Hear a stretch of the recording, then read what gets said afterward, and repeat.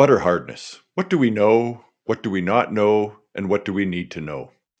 There's been a lot of discussion in recent days about the issue of butter hardness and whether the feeding of palm fat to dairy cows is contributing to changes. This is the second of two discussions from Food Focus and Dairy at Guelph to try to bring some perspective to the questions and to highlight gaps in our knowledge. My name is Mike von Massa. Helping me in shedding some light on this issue today are three highly qualified individuals. Andrew Campbell is a dairy farmer and advocate for sharing the story of agriculture with Canadians and consumers around the world. Dr. Mike Steele is an associate professor in dairy nutrition at the U of G and an NSERC industrial research chair in dairy cattle nutrition. Dr. Stephen Leblanc is a veterinarian and professor in the Ontario Veterinary College who specializes in dairy cow health. I expect you'll find the discussion that follows very informative.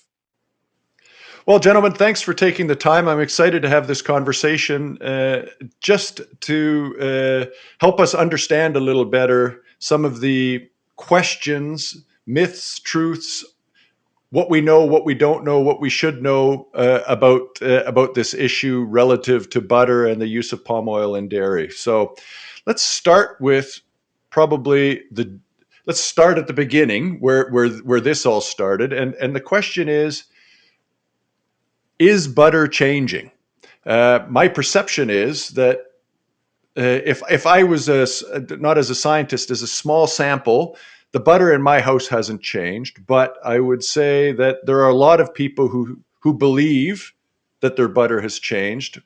What is the reality? Yeah, I'll start with that. I don't think we actually know if butter has changed, and I think it warrants more investigation until we do the experiments, which can be easily done within a week to determine this. I don't think that we should really say that much, but to my knowledge, I don't think the quality of butter has changed. There's no evidence of that, but we can figure that out. I just know my relationship with butter has changed since COVID due to all the baking I've been doing. So. Yeah. Well, and frankly, I'm in exactly the same boat, Mike. Is my relationship with butter has changed, and I think Canadians' relationship with butter has changed not only in the last 12 months, but in the last 10 years. As you know, I used to joke that we used to pull our curtains if we ate butter, and now butter is cool again. So I think we need to acknowledge that some people feel that it has changed. We need to understand why or what and how and if to understand why that might have changed and to say, is there anything we can do about it? So we've seen come to the fore a theory that, or a claim that it's because of the feeding of palm fat to dairy cows. So let's start there and say, maybe I'll start with you, Andrew. Do dairy farmers feed palm oil to cows? So certainly, and I mean, from my perspective is obviously the one I'll use, as well as the perspective because I've had lots of conversations with lots of other dairy farmers and nutritionists over the last couple of weeks. And the answer can't be a short one because it's sometimes maybe. Is basically where we're at. For us, in our case, the reason we would feed it, and we have fed it in the past, is through those summer months. Because in the summer months, cows just aren't real thrilled with 40-degree weather that we get. And based on how they go into the summer, we have to make that call to say, do they need that bit of an energy boost in order to support their overall well-being and their overall nutrition. So depending on what our health is like going into the summer, depending on what the feeds we're giving going into the summer, depending on a whole lot of things, then yeah, we might feed it. For us, we didn't feed it last summer. It was the summer before was the last time we fed it. It was probably for 6 to 8 weeks, and then we pulled it out. And that seems to be the case for a lot of the farmers that I've talked to, is that, we feed it when we need to, but it's not the cheapest thing in the world. We'd really rather not. It's just a case to help those cows get through. Mike, can I turn to you then and say, why? Like, what does it do?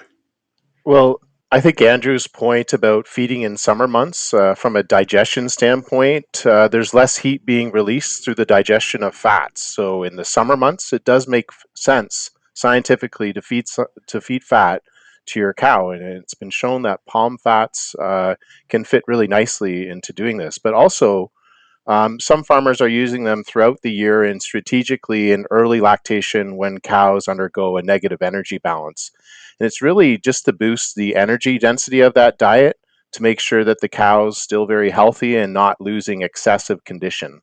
So if they lose a lot of weight in early lactation, that's a really negative thing when it comes to animal health. So it's used strategically to avoid that as well, predominantly in early lactation. And I think now that we're moving more into precision management, not just feeding whole entire groups all the same ingredients, we're feeding these specific ingredients to specific cows at specific time points. I think you'll probably see it being used a lot more specifically in the dairy industry in the future. So that gets to the individual health and energy needs of cows, right? Not, oh, this one, this it is saying this cow is early in lactation, she is pumping out a lot of milk, she's not eating as much, particularly in the first few days, and this allows us to make sure she gets the energy she needs. That's what you mean by this sort of precision.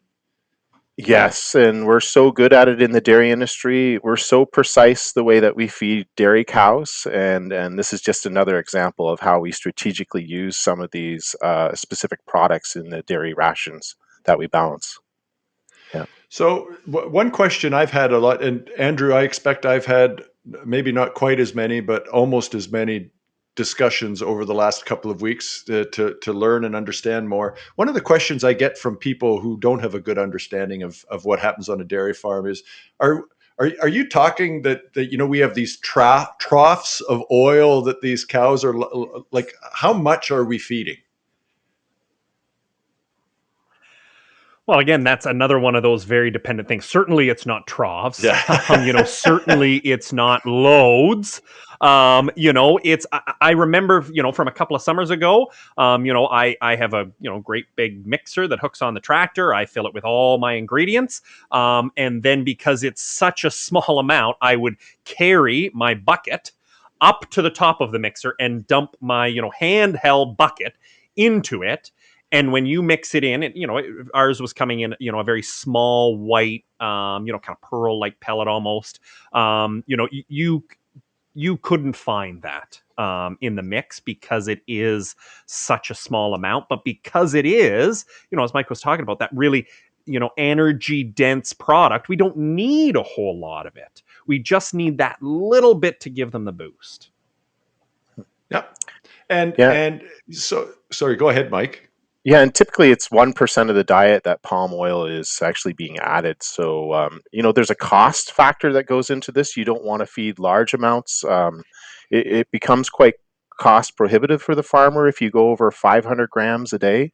You rarely see any values close to that. It's usually around 200 grams a day, which is in a lot of cases less than 1% of what they're actually consuming. Yeah. Okay, so it's like me eating a vitamin C pill or something in the morning. It probably even smaller than that. It's one element of my multivitamin. How long? One of the things that we're hearing is all of a sudden this has happened, and this has been sort of the cause of the change. Has this been, Stephen? Have we been feeding palm oil or palm supplements? I think there's a distinction there. Is it a relatively new innovation? We heard Andrew talk about a couple of years, but No, it's not really new at all. It's been quite widespread for decades, on and off, as both Mike and Andrew have alluded to. It's kind of a tactical thing that would come in and out of different farms' rations at different times, for the heat stress and for the early lactation support. But it's absolutely not new. Nor are the palm-based supplements the only ones. There are other fat supplements available on the market, but this has been part of the toolkit for dairy farmers and nutritionists for at least 20 years, and probably at a lower level as much as 40 years. So we certainly have acquired quite a lot of experience with this, and data to support that it's effective, but has to be watched carefully for the economic return insofar as that angle is concerned. But it's also at those very low levels, very safe and very strategic for the cows. One question, and I didn't talk to you about this one before, Stephen, but a question that I got the other day uh, is this bad for cows? No, I really don't think we have any evidence to that effect. In fact, again, as we've alluded to here, it's from the cow's perspective, it's really a nutritional support. Like all mammals, cows go into an energy deficit when they're in early lactation. And so this is just one tool in the toolkit that we have to provide them some nutritional support. Again, an energy deficit by definition means some weight loss. So we're helping to minimize the weight loss, which has knock-on benefits to the cow in terms of her metabolic health, in terms of her fertility down the track, in terms of keeping her risk of disease or lameness lower than it would otherwise be if she were to go into a more severe energy deficit. And again, in the heat stress example in the summer, again, it's a way to get the groceries, the nutrients to cows at a time when they just may not be feeling like having that extra mouthful of feed that they might really need to meet their nutritional requirements. We can make each mouthful just a little more energy dense, and so for all of those reasons, no. If anything, it's probably a support for cows' health. Yeah, that was my perception. I just wanted to be sure because I'm getting that question when I talk to friends and neighbors about this. So the next question that I got, and I think this is another common misperception. Uh, there is not actually palm oil in our butter, is there? It's not like the processors are adding palm oil. Butter is still made from butter fat. We're feeding some palm fat to these cows for energy balance. There is, however, some palmitic acid in butterfat. It is one of the fatty acids that is in butterfat, and it's unfortunate that it has the same name as palm fat because that's in there naturally, whether we're feeding them palmitic acid or not. And in fact, it's in human milk as well. Is that not the case? Absolutely. So 30% of the fat that the cow synthesizes in the mammary gland and produces that goes to produce the butter is palmitic acid C16. So that is definitely something that the cow just naturally produces. And so it's not in there because it's in the feed. There may be a slightly, depending on feeding rates, and you talked about that being variable, Mike, depending on feeding rates, there may or may not be a small impact on how much palmitic acid is in the cow's butterfat. But the fact that there is palmitic acid in the cow's fat has nothing to do with having fed them that, right? Some of the palmitic acid can be synthesized by the mammary gland. Some of it can be absorbed through the mammary gland. And I think a key point is palmitic acid C16 is in many different feed ingredients. We're just talking about one with palm oil. There's hundreds of different ingredients that we feed the dairy cow that has palmitic acid in it, which could potentially make its way into milk fat, but a lot of it is produced what we would call de novo synthesis in the mammary gland. Okay, perfect. So that exactly what I was hoping I'd accomplish today. I'm learning some things. So let's take a step back then and say, if there are changes in butter, which, as we said earlier, we're not sure of yet, but is worth finding out. I don't want to diminish the people's perceptions that it might be. Do we know that it would come from feeding palm fat? No. Again, and I think that's a recurring theme here. But to be serious, yeah, that there's a lot here that questions have been raised, and sometimes it's tough to be patient and say, well, okay, we have a question, maybe an important question, but we don't have enough evidence to say whether that is or isn't the case. That being said, in this case, based on the albeit incomplete information that we do have, um, my take of the evidence that I've been digging into over the last few weeks, like lots of people have, is that it's actually quite improbable that feeding palm-based fats, or indeed other vegetable fats in a cow's diet, at the levels at which we feed them, sometimes on some farms to some cows, would be likely to cause changes in the consistency of butter, if indeed there are any changes in the consistency of butter. And again, we have a little bit of sort of passively acquired data that's been reported out of Lactanet, which is the milk recording agency for management purposes for dairy farmers in Canada, and two snippets of information there help to at least support that notion, sort of based on the available evidence. And one of those is that doing milk fatty acid profile monitoring, which more and more herds do just as part of fine tuning their nutrition, would indicate that there's really been no change in the fatty acid profile of milk over the last year, at least for the many hundreds of samples taken in Quebec before this whole controversy came to the fore.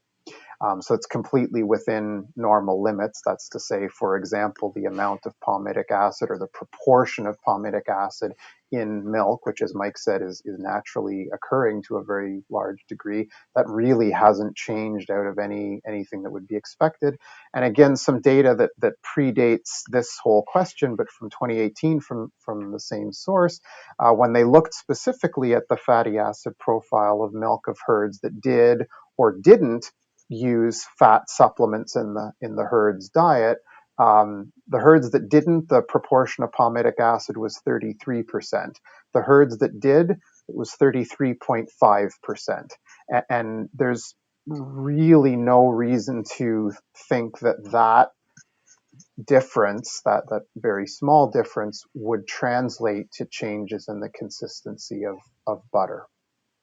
Okay, so there's some preliminary evidence. Again, it's worth looking in, but there's some preliminary evidence that there's not been a change in the fat, that there might be something else that's going on. Andrew, I heard you say earlier that there have been no changes in your use. If anything, last year you used less than the year before. Small sample, we need to watch that. But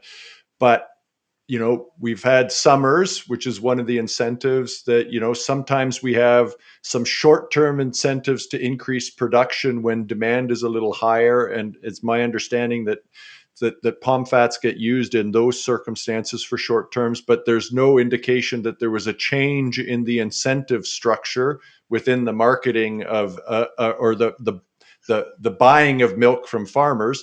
So not clear that there's been any change in behavior on the farm. Some evidence that there's not been any change in the milk coming off of those farms. So there may be a change in butter, but there's not any evidence that to suggest necessarily that this is the reason for it. Is that a reasonable conclusion for me to draw? Certainly, from my perspective, Mike, that is the kind of the question that I am left with as well, is that, wow, there hasn't been a lot of great changes. I know one of the points that was made over the last, couple of weeks was this conversation that, well, there is all this newfound demand for butter. Therefore, dairy farmers, needed to meet that need. But that simply necessarily wasn't the case because we saw decreases in other areas of that dairy chain. So, we weren't sending nearly as much 18% cream through Tim Hortons and Starbucks. So therefore, because of that lower demand, that butter fat got moved to another area. So certainly from our perspective, in terms of, how much we needed to produce, compared to past years, was actually quite similar, and actually probably a decrease compared to what we may have seen 5 to 7 years ago, when you could open your curtains and show people that you were eating butter again. Was that big thing. And so when we do piece together what has changed, I think that for me as the farmer is definitely one of the things that I really want to see is let's actually start researching this. If we haven't been looking at what the melting point is of butter, I hope somebody takes up that challenge and starts doing some tests on different brands, different regions, and then continues that. Because I think, I sit back and I wonder, okay, if some are having, a challenge with harder butter today, great. Let's see if that is happening, where it's happening. Is it regional? Is it time of the year? And then let's track it for a number of years, because did this happen 5 years ago? Did this happen 10 years ago? Is it an on and off? Because that's really where I think we might be able to piece it together a little better, is to get that starting point, is to see what are we actually working with here. Yeah, I think you're right. And you made a point, seasonal, regional, company differences, all of those I think are worth looking at. I was talking to a baker over the weekend, and she said, well, I have my favorite kind of butter. It's always been different. And it wasn't an organic or anything. It was a specific company that made it. And she was convinced that was the best. Again, I don't know that that's true or not, or that it's different. It's true in her mind. And so I think, again, without diminishing the perceptions that there are changes in butter, if we want to actually find out, A, if there are, and B, what's causing them, we need to be a little bit more systematic about that process. So the last question I had is going to take a step back from this discussion of butter and things, and get to the question that I think has started to emerge to a degree with some people is palm oil, palm fats have a bad reputation. The use of them exploded in the early 2000s for a variety of reasons. And we saw massive deforestation in areas that produce palms as they were building these palm plantations. And people have raised concerns even before this, not specifically with respect to dairy, but with respect to palm oil use, because of those sustainability, the rainforest, the deforestation issues. The question becomes, should we be feeding palm fats to dairy cows? I'll leave it open to anyone who wants to jump in. Well, maybe I'll start then from the farmer perspective, because I don't know if it's a ball that nobody wants to play with, I will certainly pick it up first, because I guess from my perspective is, obviously I've heard and I've seen those concerns out there, and one of the things that we maybe, and maybe it was our fault, but we did graze over the fact that our provider is has committed in the past to no deforestation, no exploitation, wants to, from, the perspective of, their brand, be a sustainable source for palm. Now, the questions I've gotten before, kind of range from how honest is that sustainability pledge. And certainly, in digging, beyond it, there's a round table for sustainable production, with palm. Some say it's good, some say it's not strong enough. I think there's a lot of questions, and I think the industry is now going through to say, okay, let's dig a little deeper into what that certification means. to know, because, certainly from our perspective in agriculture, in the dairy industry, we have ProAction as a certification program. We think it's quite strong. It's not me to criticize at this point the strength of their certification program without actually digging a little deeper. So I think that's probably, as we figure out the melting point and hardness issue, I know full well from the conversations I've had with lots of other people in the industry, at the same time, that conversation about, is this truly sustainable, is also going to happen. Yep. Mike or Stephen, anything to add there? Yeah, it's a very complex question, and I have been debating it with myself for many years. I just want to mention some things is that we're not really driving the palm industry and the dairy industry. We're using the waste products of it. Okay, so I think that we need to account for that when we look at the ethics behind feeding these products too, and where would these go? And we're feeding a really inexpensive palm oil if it's $2 to $4 per kilo. So where does that go if it doesn't make its way into animal feeds? But I think that the bigger question, and what I was a little bit disappointed with last week, we were talking about butter hardness. I think we should be talking about sustainability of the environment and purchasing ingredients locally. I would have preferred if the conversation was about that last week compared to the hardness of butter. Yeah. Yeah, and I would just add that like with anything, I think we need to do our best to inform what might ultimately be values-based judgments, but inform them as best we can with the available evidence. So, like Andrew alluded to, not only that there is a certification scheme around sustainable palm, but try to dig into, well, is that meaningful? Is that successful? Is that adequate or not? And those are really tough things for us as individual consumers to do. That's for sure. But at the same time, I think it's important to, if one is going to take a stand to try to scratch into those things rather than kind of shooting from the hip, because that sometimes that's where we get into the troubles of unintended consequences. Here could we provide the nutritional supports to our cows in other ways? Probably so, but as Mike alluded to, at the very least, we need to ask those questions about, not just this good, that bad, ban this, ban that, and then it's sort of some kind of nirvana, because there's always knock-on effects and unintended consequences. So in this particular case, yeah, I guess I would just advocate for let's all try to gather as much information, and if we don't have enough information to really make an informed decision, let's try to gather some more. And at the end of the day, sure, we all have to make decisions as individuals or as farmers or nutritionists or the policymakers, in the face of some uncertainty and bringing values to bear. But let's just do that in an as thoughtful and considered a way, as opposed to kind of a well, I thought about it for 2 seconds, and as I think you referred to, Mike, let's try to avoid the ready, fire, aim approach to this question and others. Yeah, and I'm an economist. One of the things they talk about in economics all the time is trade-offs. And what's been absent from this discussion to a significant degree is what are the benefits we're getting out of using these palm fats on the farm from a health perspective, from a energy balance perspective.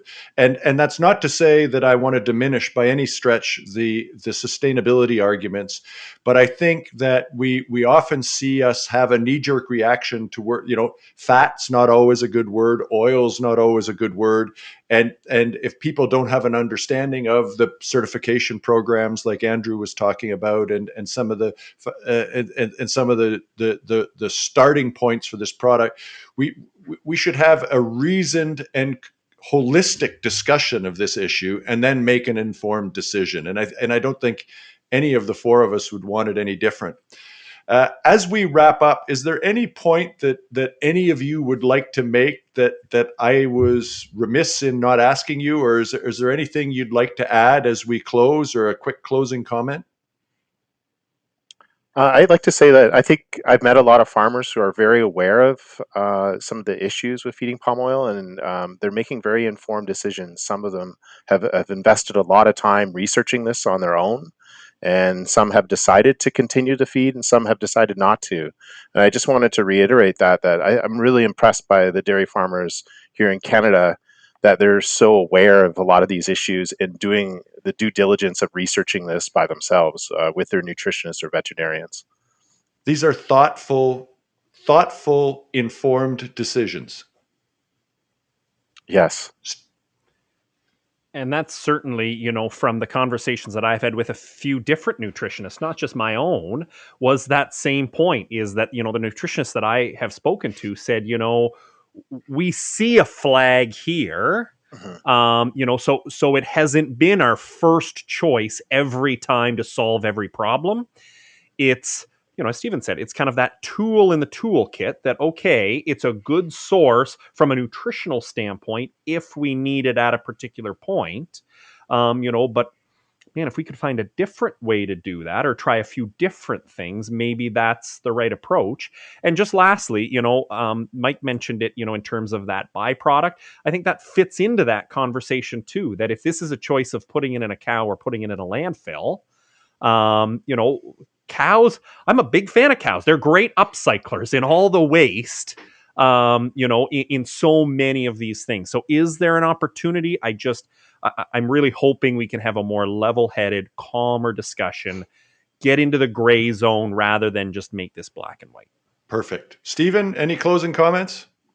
Yeah, just to reiterate that is that it can be frustrating at times to sort of have to wait for some evidence to come in, but I think the real value of asking some of these questions in a variety of forums, from social media to consumers who really care about their butter to the farmers, nutritionists, just piping up with their observations and their voice. I think that's really valuable. But that should and does stimulate us to go gather some data and actually take our best shot at answering things from an informed perspective, as opposed to just sort of a stampede to do this or stop that and have this all somehow, in air quotes, decided by lunchtime. We can do better. Good. Thank you, gentlemen. I learned a lot. I think those who listen will learn something too. And I appreciated the balance and informed discussion. Thanks for taking the time. Yeah. Thanks, Mike. Thank you, Mike. Thanks, Mike.